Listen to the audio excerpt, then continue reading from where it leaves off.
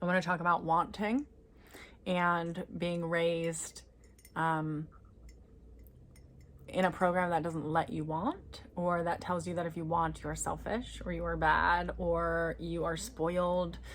So a lot of us don't know what we want. And I have a whole chapter on this in Earn Your Luck. But wanting made us bad, made us ungrateful. It made us something that felt really bad. So we learned very quickly that if we need something, we can get it. But if you want something, you're not really allowed to have it. And if you get it, you should feel guilty, because not everybody has that. And you cannot even imagine how many people I work with that if I would say to them, and I wouldn't even say it because I already know the answer, but in some cases, if I would say, what do you want? They would say, I have absolutely no fucking idea what I want. And I'm like, that's why I don't ask the question, because I can see the ping pong, right? So I think that to start the process of knowing also what you want, I know I have another video somewhere where I go through like an actual exercise.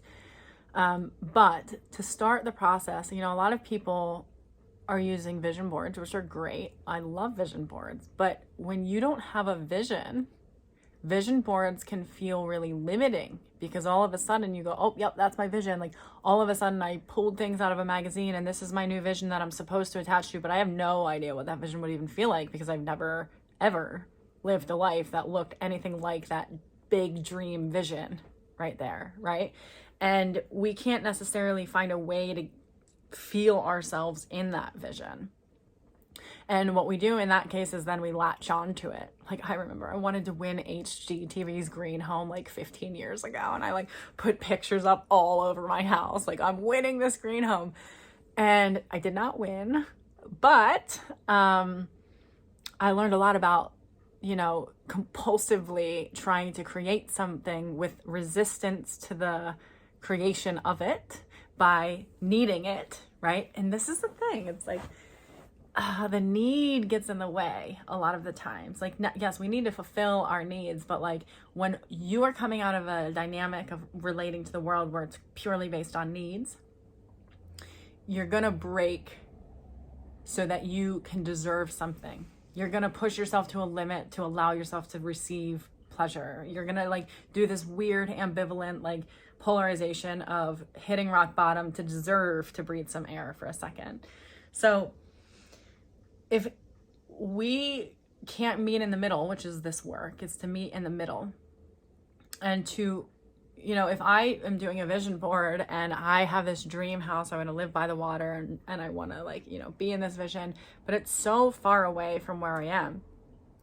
For me to obsess about it and try to put myself in it feels as fake as the world that I'm saying that I want to be not a part of, vibrationally speaking, right? There's resistance there. There is, even though I want it, I don't really believe that it's for me. And do I even really want it? Because it would take a lot for me to get it. And that seems like too much work and blah, blah, blah, blah, blah.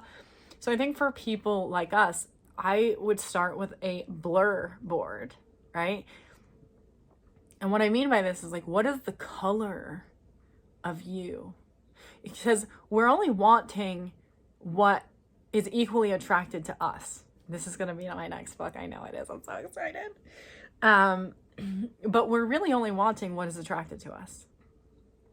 And it is really about our willing to receive and our surrendering of resistance to let it in that we're contending, right? So when my suggestion would be, before you even do a vision board, which can, even though it's like big dreaming, it's limiting, because what it does to the mind is narrow this focus in a way that I think people like us really need to focus on the vastness and be present to ourselves in the vastness, instead of have this persistent compulsive focus on one thing, which is what we do. If it's like, not, I'm focused on obsessively manifesting this thing, or I'm focused on obsessing over what that girl said and I can't believe she said it, or the focus, the narrow focus is just trips us up all the time. Unless you're focused on your physical body and like being in it, that narrowing of focus is dangerous territory. So the blur board would be like, what colors am I actually? Like, what am I attracted to that has nothing to do with what I want to create, what I want to vision? Like trying to create a vision when you don't know what you want is a little bit dangerous, because you're going to be creating visions from the stories that you think other people would think that would make you successful, or what other people would think that are going to make you valuable to them, or like higher up on the socioeconomic scale or the social status or whatever.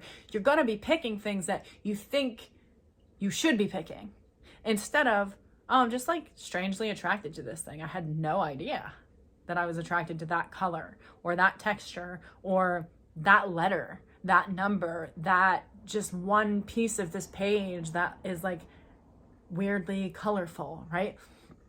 And a blur board kind of puts all of the colors of you together, what you actually are attracted to, what actually feels like is resonant to your healing on a soul level, so that you can get acquainted with that.